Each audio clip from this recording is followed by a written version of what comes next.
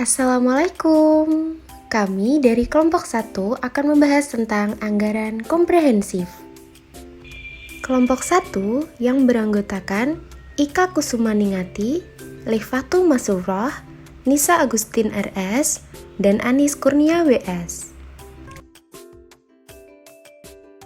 Jadi, apa itu anggaran komprehensif? Anggaran komprehensif adalah keseluruhan anggaran yang terdiri dari gabungan anggaran parsial di dalam suatu periode waktu tertentu.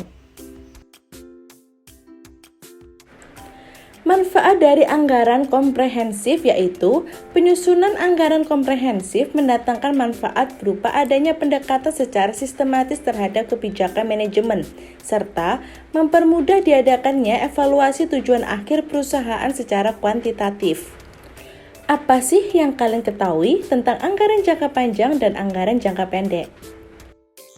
Anggaran jangka panjang yaitu suatu rencana perusahaan untuk jangka waktu yang lama, yakni lebih dari 1 tahun bahkan bisa lebih dari 5 ataupun 6 tahun. Perencanaan ini menjadi satu kesatuan yang utuh dari rencana-rencana yang disusun untuk kegiatan setiap tahunnya, dibuat sesuai dengan tujuan umum dari perusahaan. Sedangkan untuk anggaran jangka pendek yaitu anggaran yang dibuat dengan jangka waktu paling lama sampai 1 tahun. Anggaran untuk keperluan modal merupakan anggaran jangka pendek. Selanjutnya, anggaran jangka panjang meliputi yang pertama, penjualan harga pokok dan laba. Yang kedua, proyek besar dan penambahan investasi modal. Yang ketiga, arus kas dan pembiayaan. Dan yang terakhir yaitu kebutuhan personil. Bagian-bagian dari anggaran jangka pendek diantaranya adalah anggaran penjualan, anggaran produksi, anggaran pemakaian bahan langsung, anggaran pembelian bahan baku, anggaran upah langsung, anggaran pembelian biaya overhead, anggaran persediaan bahan baku dan barang jadi, anggaran biaya penjualan dan promosi, anggaran biaya administrasi, anggaran kas, anggaran piutang, dan lainnya. Selanjutnya, contoh kasus anggaran kas jangka panjang. Contoh soalnya yaitu, mari manufaktur merencanakan menambah kapasitas produksinya pada tahun 1988. Manajemen menyusun perencanaan kas jangka 5 tahun pada tahun 2016 sampai 2020. Selanjutnya, data yang sudah berhasil dikumpulkan sebagai berikut. Yang pertama, penjualan pada 2016 sebesar 800 juta, yang diharapkan akan meningkatkan terus sebesar 40 juta setahun sampai 2020.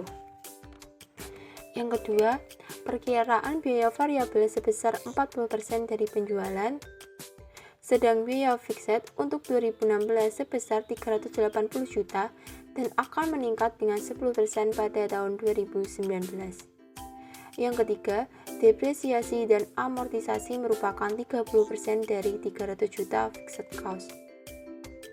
Yang keempat, saldo kas real pada awal tahun 2016 sebesar 70 juta, kemudian modal kerja non-kas pada waktu tersebut sebesar 150 juta, dan modal kerja non-kas ini akan meningkat pada proporsi yang sama dengan meningkatnya penjualan.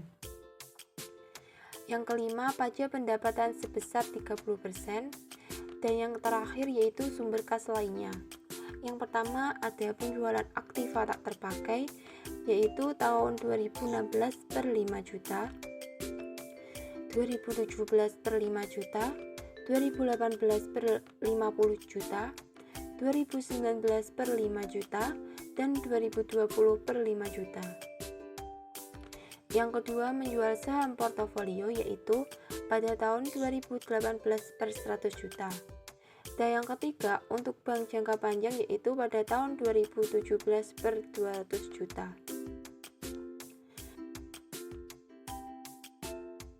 Yang pertama, saldo sinking fund pada awal 2016 sebesar 150 juta dan akan ditambah dengan 50 juta lagi pada tahun 2016. Yang kedua, pembayaran kembali hutang obligasi sebesar 600 juta dari sinking fund pada 2017. Yang ketiga, pengeluaran modal 2016 per 40 juta, 2017 per 50 juta, 2018 per 350 ribu dalam kurung untuk beli mesinnya, dan 2019 per 100 juta, dan 2020 per 150 juta. Yang keempat, pembayaran dividen, yaitu pada tahun 2016 per 2017 masing-masing sebesar 20 juta setahun. Kemudian 2018 per 2019 dan 2020 sebesar 25 juta per setahun. Dan yang terakhir yaitu pengeluaran lainnya, yaitu pada tahun 2016 per 5 juta, 2017 per 10 juta, 2018 per 5 juta, 2019 per 5 juta, dan 2020 per 5 juta. Selanjutnya, jawaban menyusun anggaran kas jangka panjang. Mari manufaktur. Perkiraan kebutuhan modal kerja non-kas pada tahun 2016 sampai 2020. Yang pertama, saldo kas awal pada tahun 2016 sebesar 70 juta, 2017 sampai 2020 belum ada. Yang kedua, modal kerja non-kas pada tahun 2016 150 juta, 2017 157 juta 500 ribu rupiah, 2018 165 juta, 2019 172 juta 500 ribu rupiah, 2020 180 juta. Dan yang ketiga, keseluruhan modal kerja, yaitu pada tahun 2016 sebesar 220 juta rupiah, 2017 150 juta 500 ribu rupiah, 2018 165 juta rupiah, 2019 172 juta 500 ribu rupiah, 2020 180 juta. Kemudian yang keempat, kenaikan modal kerja non-kas, yaitu pada tahun 2016 7 juta 500 ribu rupiah, 2017 7 juta 500 ribu rupiah, 2018 7 juta 500 ribu rupiah, 2019 7 juta 500 ribu rupiah, 2020 7 juta 500 ribu rupiah. Selanjutnya, keterangan perkiraan kebutuhan modal kerja non-kas. Yang pertama yaitu saldo kas awal dari data soal. Yang kedua, meningkatnya penjualan 2016 ke 2017 yaitu sebanyak 5%, yang berpengaruh pada modal kerja non-kas pada setiap tahunnya dengan dikalikan 105%.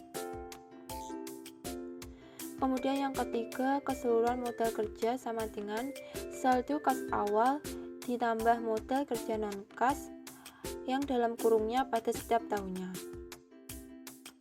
Yang keempat, kenaikan modal kerja non-kas, yaitu pengurangan hasil modal kerja non-kas dari tahun ke tahun berikutnya. Selanjutnya, mari manufaktur anggaran kas tahunan 2016 sampai 2020. Yang pertama, saldo kas awal tahun pada tahun 2016 70 juta, 2017 120 juta, 2018 21 juta 800 ribu rupiah, 2019 14 juta 600 ribu rupiah, 2020 44 juta 200 ribu rupiah. Kemudian kedua, keuntungan untuk pajak. 2016 70 juta, 2017 86 juta 800 ribu rupiah, 2018 103 juta 600 ribu rupiah, 2019 93 juta 800 ribu rupiah, 2020 110 juta 600 ribu rupiah. Yang ketiga, depresiasi dan amortisasi, yaitu pada tahun 2016 sebesar 90 juta, 2017 90 juta, 2018 90 juta, 2019 90 juta, 2020 90 juta. Selanjutnya, penjualan aktiva tak terpakai, yaitu pada tahun 2016 sebesar 5 juta, 2017 5 juta, 2018 50 juta, 2019 5 juta, 2020 5 juta. Kemudian penjualan saham pada tahun 2016 yaitu itu belum ada, 2017 belum ada, 2018 100 juta, 2019 dan 2020 belum ada. Kemudian utang bank jangka panjang pada tahun 2016 belum ada, 2017 sebesar 200 juta, 2018 sampai 2020 belum ada.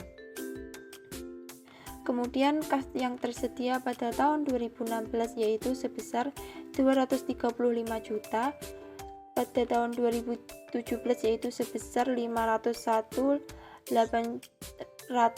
rupiah, 2018 365 juta 400.000 rupiah, 2019 174 juta 200.000 rupiah, 2020 200 juta 49 juta 800.000 rupiah. Kemudian pengeluaran meliputi sinking fund yaitu pada tahun 2016 50 juta, 2017 sampai 2020 belum ada. Kemudian pembayaran obligasi pada tahun 2016 belum ada, 2017 400 juta, 2018 sampai 2020 belum ada. Selanjutnya pengeluaran modal 2016 40 juta, 2017 50 juta, 2018 350 juta, 2019 100 juta, 2020 150 juta. Kemudian dividennya pada tahun 2016 yaitu 20 juta, 2017 20 juta, 2018 25 juta, 2019 25 juta, 2020 25 juta. Kemudian pengeluaran lainnya yaitu pada tahun 2016 5 juta, 2017 10 juta, 2018 5 juta, 2019 5 juta, 2020 5 juta. Kemudian jumlah dari pengeluaran yaitu sebagai berikut. Pada tahun 2016 115 juta, 2017 yaitu 480 juta, 2018 380 juta, 2019 130 juta, dan yang terakhir 2020 180 juta. Selanjutnya kas akhir tahunnya yaitu pada tahun 2016 sebesar 120 juta, 2017 21 juta 800.000 rupiah, 2018 14 juta 600.000 rupiah, 2019 44 juta 200.000 rupiah, 2020 69 juta 800.000 rupiah. Kemudian keterangan anggaran kas tahunannya sebagai berikut. Yang pertama, saldo kas awal tahun yaitu untuk tahun 2016 didapat dari data soal, sedangkan untuk tahun berikutnya didapat dari saldo kas akhir tahun. Yang kedua, keuntungan untuk pajak, yaitu dari data laba sesudah pajak pada perkiraan rugi laba tahunan. Yang ketiga, depresiasi dan amortisasi, yaitu 30% dari 300 juta fixed cost. Yang keempat, penjualan aktiva tak terpakai, penjualan saham dan utang bank jangka panjang, kemudian sudah tertera pada soal. Yang kelima, kas tersedia, yaitu dari penjumlahan saldo kas awal tahun, keuntungan untuk pajak, selanjutnya depresiasi dan amortisasi, kemudian penjualan aktiva tak terpakai, penjualan saham, dan utang bank jangka panjang. Yang keenam, pengeluaran, yaitu sudah tertera pada data yang terkumpul. Yang terakhir yaitu saldo kas akhir tahun, yaitu kas tersedia dikurangi penjumlahan, yaitu pengeluaran pada setiap tahunnya.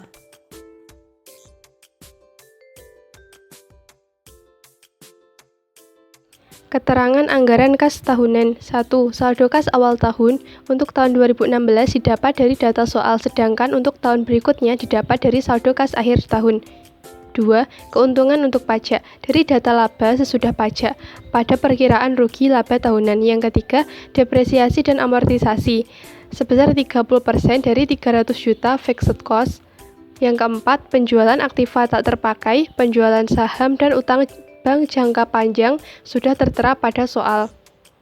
Yang kelima, kas tersedia dari penjumlahan saldo kas awal tahun, keuntungan untuk pajak, depresiasi dan amortisasi, penjualan aktiva tak terpakai, penjualan saham, dan utang bank jangka panjang. Yang keenam, pengeluaran sudah tertera pada data yang terkumpul. Yang ketujuh, saldo kas akhir tahun, kas tersedia dikurangi penjumlahan, pengeluaran dikurangi pengeluaran pada setiap tahunnya. Contoh kasus anggaran kas jangka pendek berikut ini adalah data yang dimiliki PT Lara yang dikumpulkan untuk melakukan penyusunan anggaran kas tahunan pada semester 1 tahun 2000XX. Berikut adalah rencana penjualan selama semester 1 tahun 2000XX.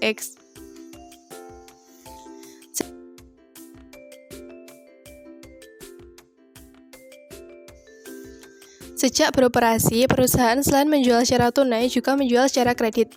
Adapun komposisi penjualannya adalah sebesar 60% dari total penjualan adalah penjualan tunai dan sisanya adalah penjualan kredit. Untuk penjualan tunai, manajemen menetapkan akan memberikan potongan harga sebesar 10%. Yang kedua, untuk penjualan kredit, manajemen memberlakukan term of payments 5/10 N/60.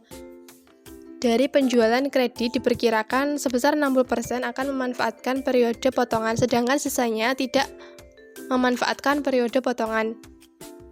Dari pembeli yang tidak memanfaatkan potongan, maka sebesar 50%-nya akan dibayar pada bulan transaksi dan sisanya akan dibayar pada bulan berikutnya.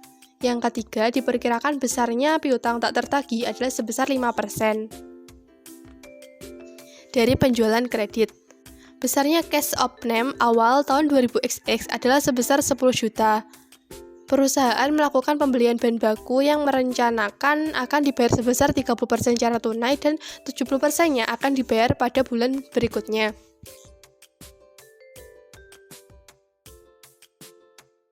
Adapun data untuk pembelian yang dilakukan adalah sebagai berikut. Hutang jatuh tempo yang harus dibayarkan adalah pada bulan Januari sebesar 2.500.000, pada bulan Maret sebesar 1 juta, dan pada bulan Juni sebesar 3 juta.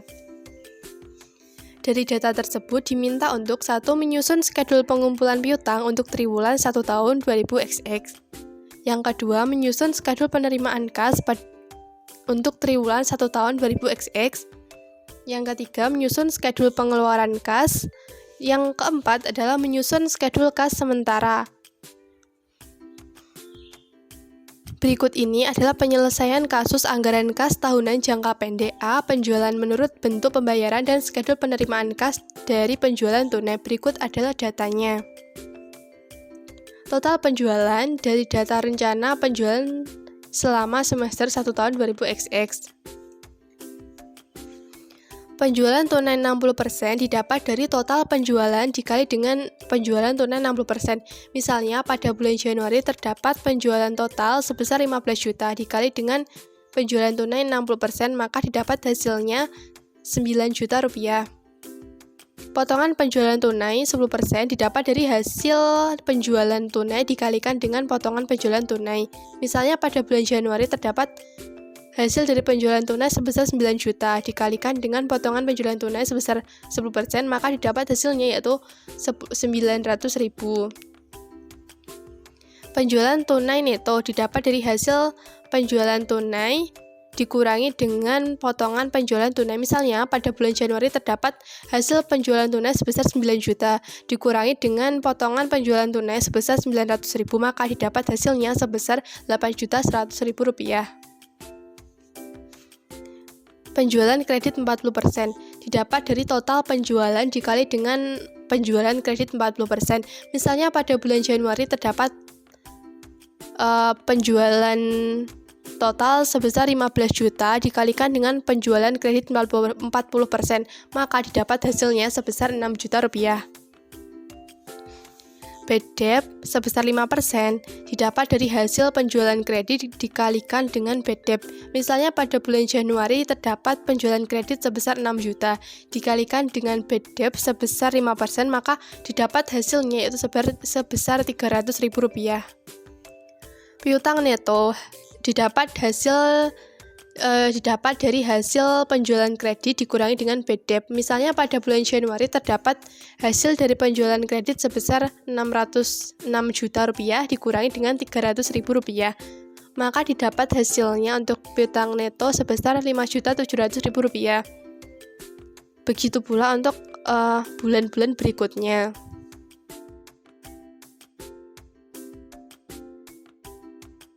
B. Skedul pengumpulan piutang atau penerimaan kas dari penjualan kredit. Berikut adalah datanya. Piutang neto didapat dari data pada penerimaan kas dari penjualan tunai. Piutang yang mendapat hak diskon 60% didapat dari piutang neto dikali dengan hak diskon. Misalnya pada bulan Januari terdapat piutang neto sebesar 5.700.000 rupiah dikalikan dengan 6 hak diskon sebesar 60%, maka didapat hasilnya sebesar 3.420.000 rupiah. Diskon 5%.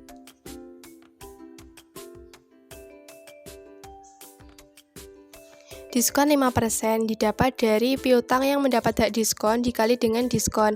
Misalnya pada bulan Januari terdapat piutang yang mendapat hak diskon sebesar Rp3.420.000 dikalikan dengan diskon sebesar 5%, maka didapat hasilnya yaitu Rp171.000. Piutang yang tidak mendapat diskon 40%, piutang didapat dari piutang neto dikali dengan piutang yang tidak mendapat diskon. Misalnya pada bulan Januari terdapat piutang neto sebesar Rp5.700.000 dikalikan dengan piutang yang tidak mendapat diskon sebesar 40%, maka didapat hasilnya yaitu sebesar Rp2.280.000. Piutang yang tidak mendapat diskon dilunasi didapat dari hasil dari piutang yang tidak mendapat diskon dikali dengan pelunasan 50%. Misalnya pada bulan Januari terdapat hasil dari piutang yang tidak mendapat diskon sebesar Rp2.280.000 dikalikan dengan 50%, maka didapat hasilnya sebesar Rp1.140.000. Total pengumpulan piutang didapat dari piutang neto ditambah piutang tidak mendapat diskon. Misalnya pada bulan Januari terdapat piutang neto sebesar Rp3.249.000 ditambah dengan piutang yang tidak mendapat diskon sebesar Rp1.140.000, maka dapat hasil dari pengumpulan piutang sebesar Rp4.389.000.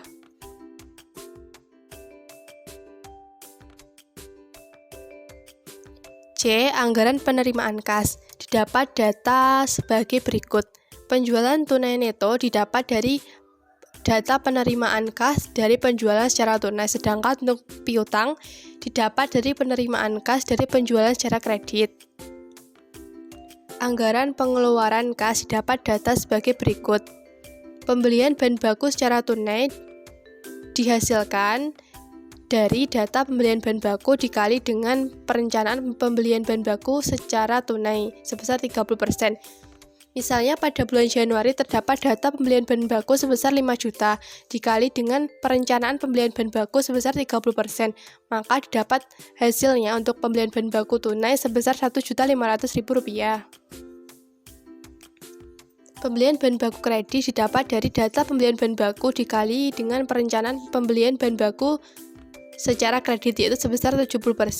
Misalnya pada bulan Februari terdapat data pembelian bahan baku sebesar 5 juta dikalikan dengan perencanaan pembelian bahan baku sebesar 70%, maka didapat hasilnya yaitu sebesar Rp3.500.000.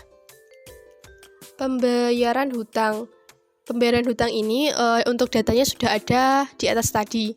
Jadi untuk pembayaran hutang pada bulan Januari yaitu sebesar Rp2.500.000, pada bulan Maret sebesar Rp1 juta, dan pada bulan Juni sebesar Rp3 juta.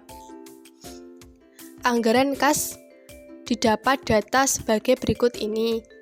Kas tersedia didapat dari saldo kas awal ditambah dengan penerimaan kas. Misalnya, pada bulan Januari terdapat saldo kas awal sebesar 10 juta ditambah dengan penerimaan kas sebesar Rp12.489.000. Jadi, total untuk kas tersedia selama bulan Januari sebesar Rp22.489.000. Saldo kas akhir didapat dari kas tersedia dikurangi dengan pengeluaran kas. Misalnya, pada bulan Januari terdapat Kas tersedia sebesar Rp22.489.000 dikurangi dengan pengeluaran kas sebesar 4 juta. Jadi saldo kas didapat sebesar Rp18.489.000. Sekian pembahasan materi komprehensif dari kelompok 1. Wassalamualaikum warahmatullahi wabarakatuh.